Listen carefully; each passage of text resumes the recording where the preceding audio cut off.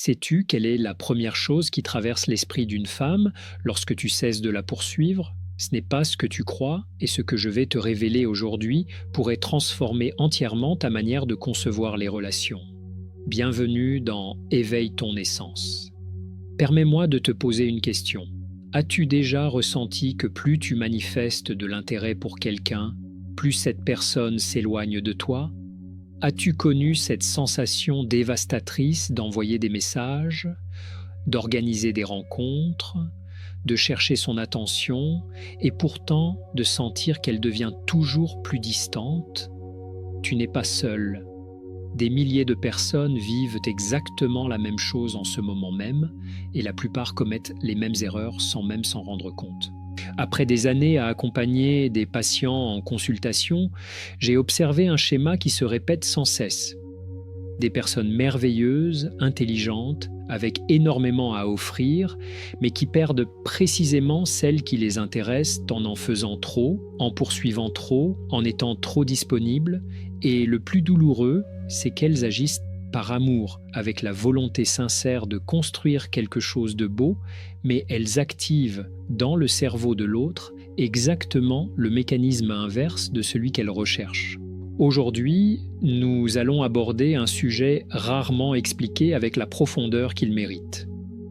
Nous allons pénétrer dans l'esprit d'une femme, dans sa biochimie, dans ses schémas d'attachement et comprendre ce qui se produit réellement lorsque tu choisis de maintenir ta position, ta dignité, ta valeur et de ne pas courir après quelqu'un.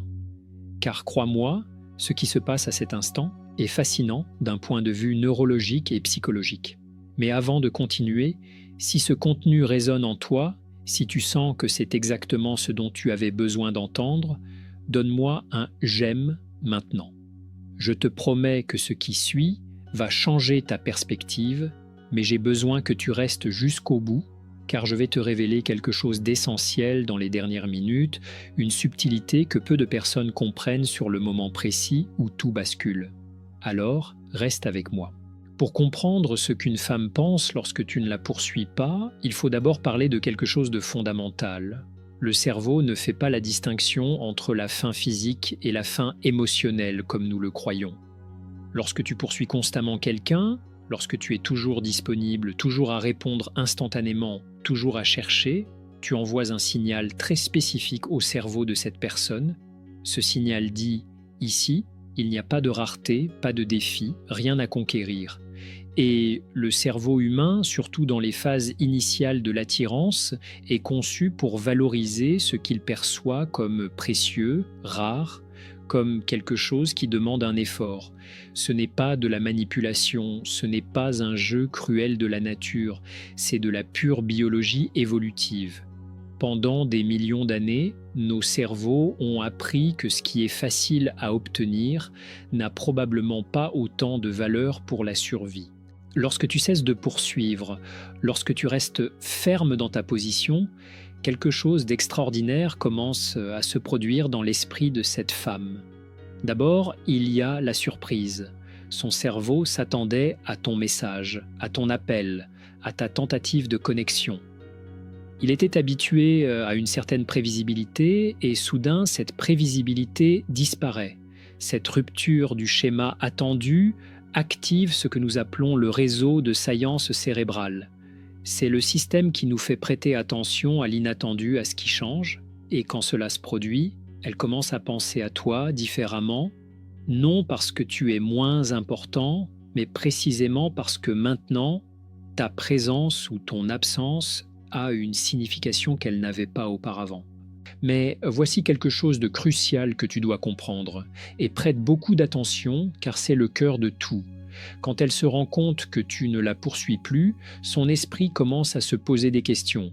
Pourquoi a-t-il changé? Y a-t-il quelqu'un d'autre? Ai-je mal interprété son intérêt? Serait-ce que je n'étais pas si importante pour lui que je le pensais? Ces questions ne sont pas conscientes tout le temps. Elles opèrent souvent en arrière-plan comme un programme qui s'exécute silencieusement sur ton ordinateur, mais elles sont là, générant une tension, créant ce qu'en psychologie nous appelons la dissonance cognitive. Laisse-moi te raconter quelque chose que je vois constamment en consultation et qui illustre parfaitement ce dont nous parlons. Il y a quelques mois, un homme de 35 ans, appelons-le David, est venu me voir. David avait rencontré une femme qu'il trouvait incroyable, intelligente, amusante, avec des valeurs similaires aux siennes. Ils ont commencé à sortir ensemble et lui, avec les meilleures intentions, a décidé de se montrer entièrement disponible.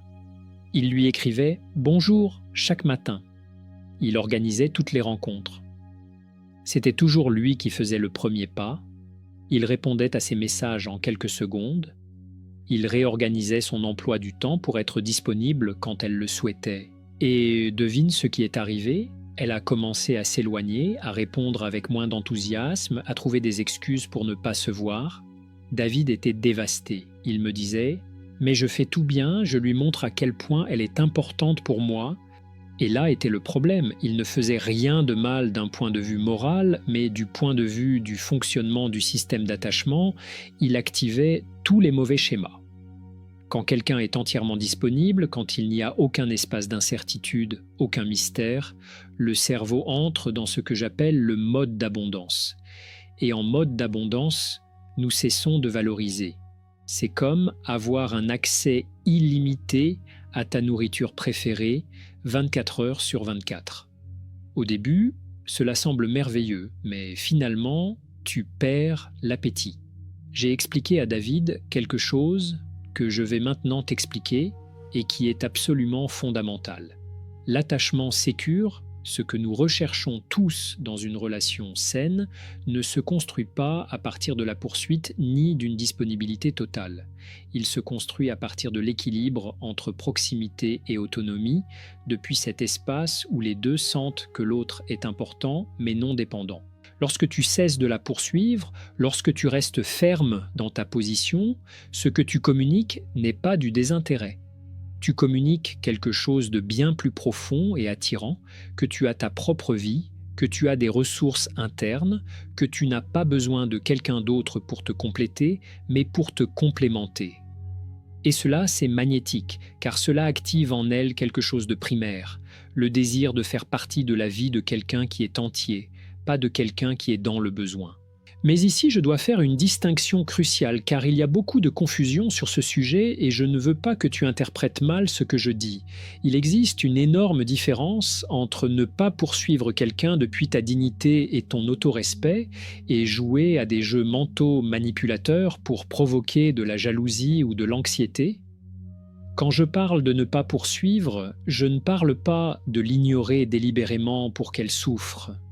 Je ne parle pas d'appliquer le no contact comme une stratégie de contrôle. Je ne parle pas de te rendre intéressant alors qu'en réalité, tu es obsédé par chacun de ces mouvements sur les réseaux sociaux. Je parle de quelque chose de bien plus profond et authentique. Je parle d'arriver à un point dans ton développement personnel où tu comprends ta valeur intrinsèque, où tu saisis que ta paix mentale, ton estime de toi et ton bonheur ne peuvent dépendre de si quelqu'un te répond ou non. Quand tu te retires depuis cet endroit authentique, elle le perçoit. Les êtres humains ont une capacité extraordinaire à détecter l'authenticité. Nous pouvons sentir la différence entre quelqu'un qui joue un jeu et quelqu'un qui se respecte simplement lui-même. Et voici ce qui est fascinant. Quand elle perçoit que ton retrait est authentique, que ce n'est pas une stratégie mais une décision de vie, quelque chose change dans sa perception, parce que la plupart des gens sont habitués à ce qu'on les poursuive, insistent, supplient, elles sont habituées à avoir ce pouvoir de faire perdre à quelqu'un sa dignité. Mais quand tu ne fais pas cela, quand tu restes intègre, elle rencontre quelque chose qu'elle n'attendait pas, quelqu'un qui s'accorde suffisamment de valeur pour ne pas se contenter de miettes d'attention. Et cela, je te l'assure depuis mon expérience clinique de plusieurs années, est l'une des choses les plus attirantes qui existent.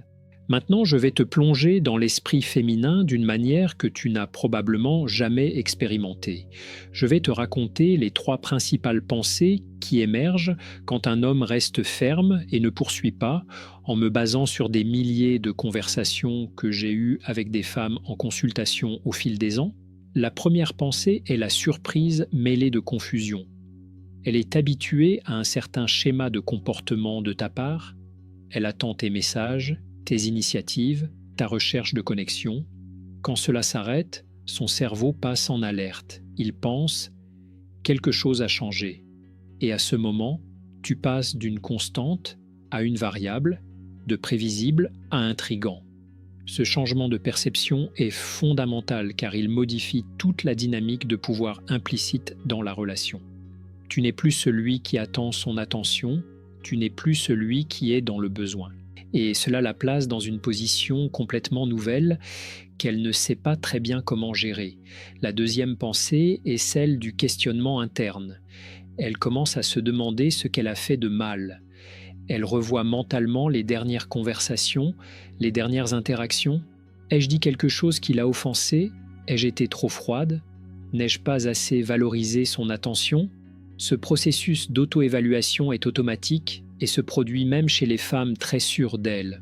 Et voici quelque chose que je veux que tu comprennes bien. Ce questionnement n'est pas le produit de l'insécurité féminine, c'est le produit du fonctionnement du cerveau social humain.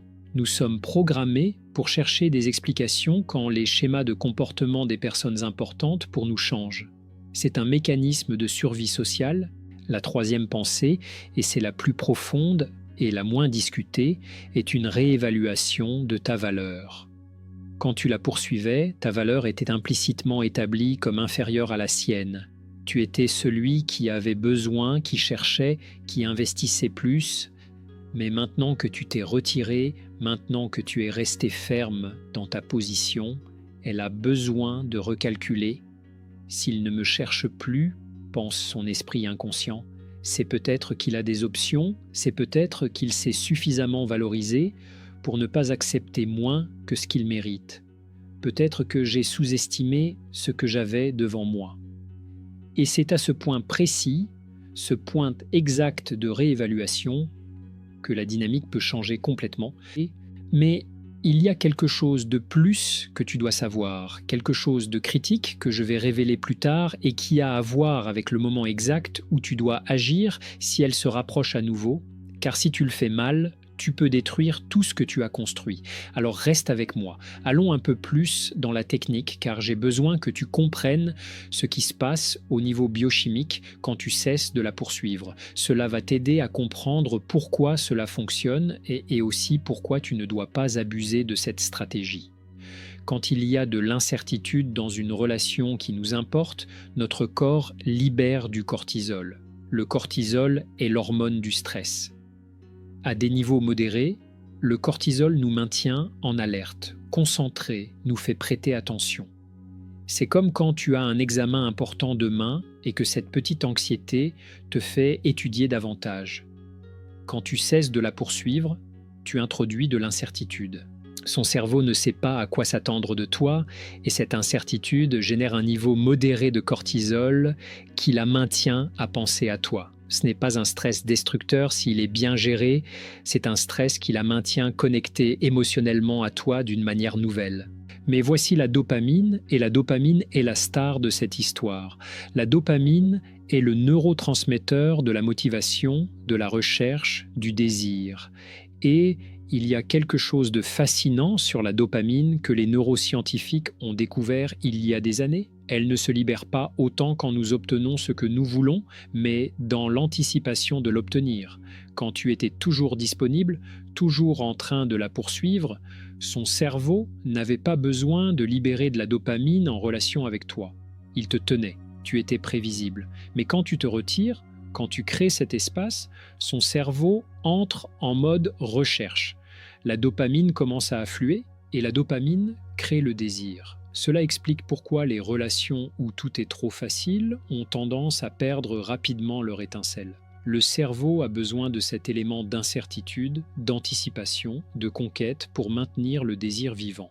Ce n'est pas que les gens sont mauvais ou superficiels, c'est simplement ainsi que notre système neurobiologique est conçu. Mais, et voici un avertissement très important, tu ne peux pas maintenir quelqu'un dans un état d'incertitude constante. Le cortisol chronique est destructeur, il génère de l'anxiété, un attachement insécure et finit par détruire toute connexion authentique. C'est pourquoi j'insiste sur le fait que ce n'est pas un jeu. C'est une position de vie que tu adoptes depuis l'autorespect, pas une tactique que tu appliques pour manipuler. J'ai vu tellement de cas en consultation d'hommes qui comprennent le concept mais l'appliquent de manière incorrecte que je dois dédier un espace pour parler des erreurs les plus courantes, car une chose est de se retirer avec dignité et une autre très différente est de saboter tes propres chances. La première erreur est de se retirer de manière abrupte et sans aucun contexte. Imaginez que vous vous parliez tous les jours et que du jour au lendemain, tu disparaisses complètement sans aucune explication. Cela ne communique pas de la force. Cela communique une immaturité émotionnelle, cela communique que tu ne sais pas gérer les conflits ou les inconforts. Et crois-moi, les femmes détectent cela immédiatement. La bonne manière de te retirer est graduelle et cohérente. Si tu sens que tu investis beaucoup plus qu'elle, équilibre simplement. Si c'est toujours toi qui initie les conversations, attends qu'elle en initie certaines. Si c'est toujours toi qui proposes des plans, laisse de l'espace pour qu'elle le fasse aussi. Ce n'est pas disparaître, c'est créer un équilibre. La deuxième erreur est de se retirer, mais de continuer à montrer des signes de besoin d'autres façons. Tu arrêtes de lui écrire, parfait, mais tu likes toutes ses photos Instagram 2 secondes après qu'elle les a publiées. Tu arrêtes de la chercher, mais tu es toujours disponible quand elle te cherche, annulant tes plans pour être avec elle. Ce type d'incohérence est pire que de la poursuivre directement, car cela communique que tu joues à un jeu que tu ne sais pas jouer. La troisième erreur, et celle-ci est dévastatrice, est de se retirer depuis le ressentiment. Tu arrêtes de la chercher, mais avec une attitude de victime, pensant constamment à comment elle n'a pas valorisé tout ce que tu as fait, nourrissant une narration d'injustice dans ton esprit. Elle va percevoir cette énergie, les gens sentent le ressentiment, même s'il n'est pas exprimé verbalement, et cela fait que ton retrait perd tout son pouvoir. Le retrait efficace vient d'un lieu de paix, non de guerre. Il vient de la compréhension que tu mérites la réciprocité et que tu ne te contenteras pas de moins. Mais il n'y a pas d'amertume là-dedans. Il y a de la clarté. J'ai besoin que tu comprennes quelque chose de fondamental sur les styles d'attachement, car cela va déterminer comment elle réagit quand tu cesses de la poursuivre. Toutes les femmes ne réagiront pas de la même manière. Et ce n'est pas parce que certaines sont meilleures ou pires, mais parce que nous avons des histoires différentes qui ont façonné notre manière de nous relier. Si elle a un style d'attachement sécure, ce que nous recherchons tous, ton retrait va générer en elle une réflexion saine. Elle va penser « peut-être que je ne lui donne pas l'espace approprié, peut-être que je ne corresponds pas de la manière dont je devrais », et depuis cet endroit, elle va chercher un équilibre. Elle va se rapprocher de manière authentique parce qu'elle reconnaît ta valeur. Mais si elle a un style d'attachement évitant, ton retrait pourrait être exactement ce qu'elle attendait. Les personnes avec un attachement évitant ont peur de l'intimité profonde. Quand tu la poursuivais, cela activait son système d'alarme interne qui lui disait « c'est trop, j'ai besoin d'espace ». Quand tu te retires, paradoxalement, elle peut ressentir un soulagement initial. Cependant, et c'est intéressant, après ce soulagement initial, si elle avait un véritable intérêt pour toi, elle va commencer à te manquer parce que ta présence n'est plus une menace pour son autonomie. Maintenant, elle peut se rapprocher à ses propres conditions, ce qui est exactement ce dont son système d'attachement a besoin pour se sentir en sécurité. Le cas le plus compliqué est quand elle a un attachement anxieux et que toi, sans t'en rendre compte, tu en as un aussi. 2 personnes avec un attachement anxieux créent ce que nous appelons une danse chaotique. Tu la poursuis depuis ton anxiété.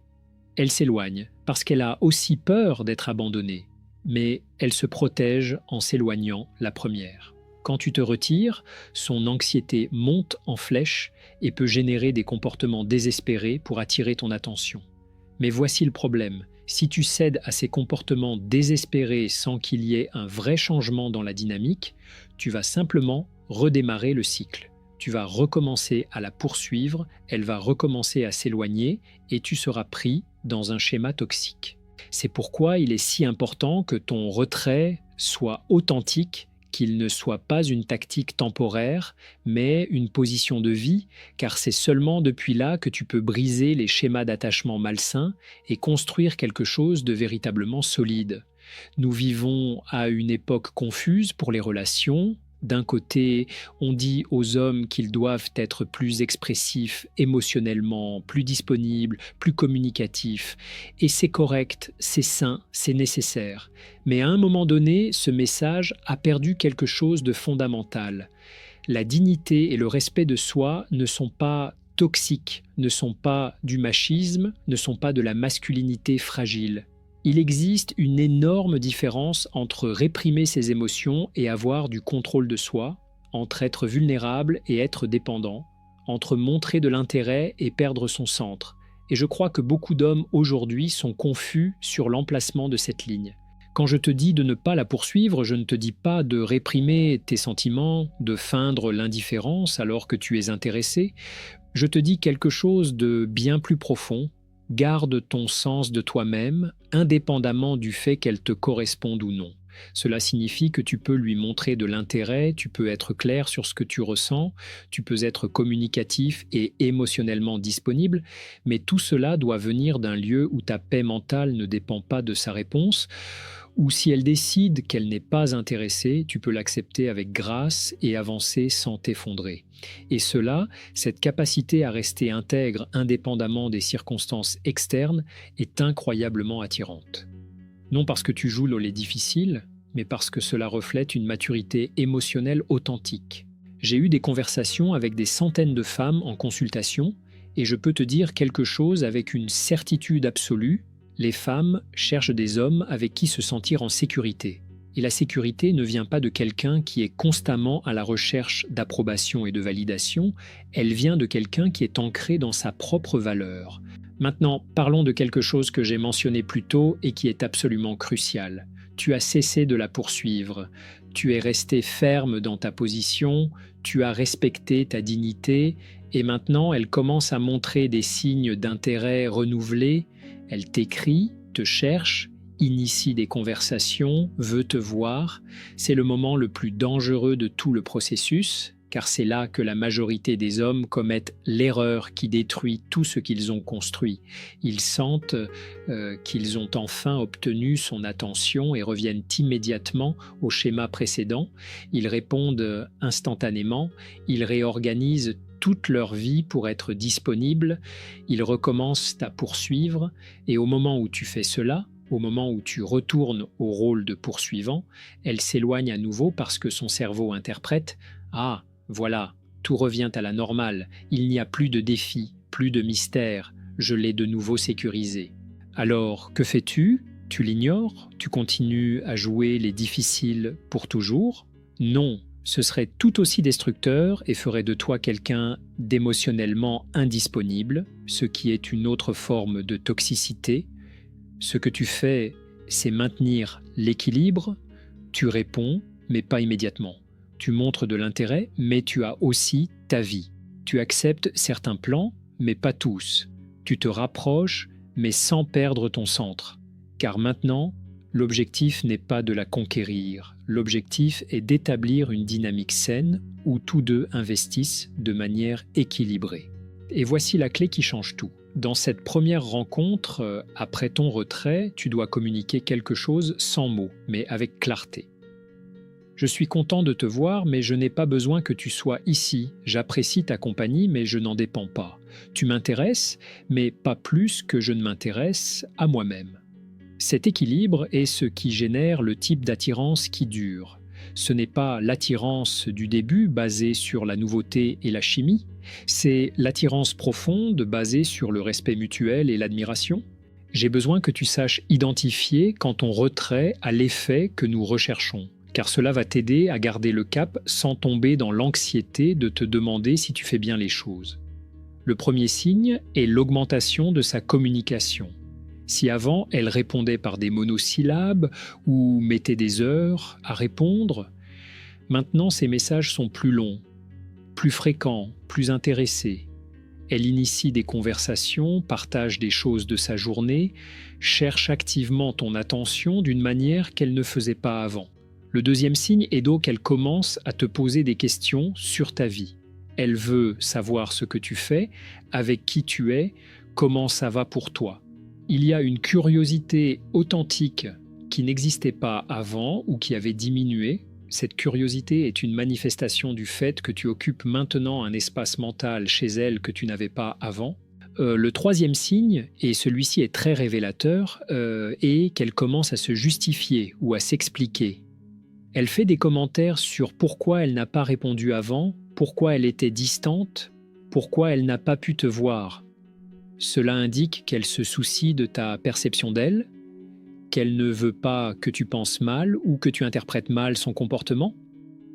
C'est une manière de chercher de la proximité et d'assurer ton intérêt.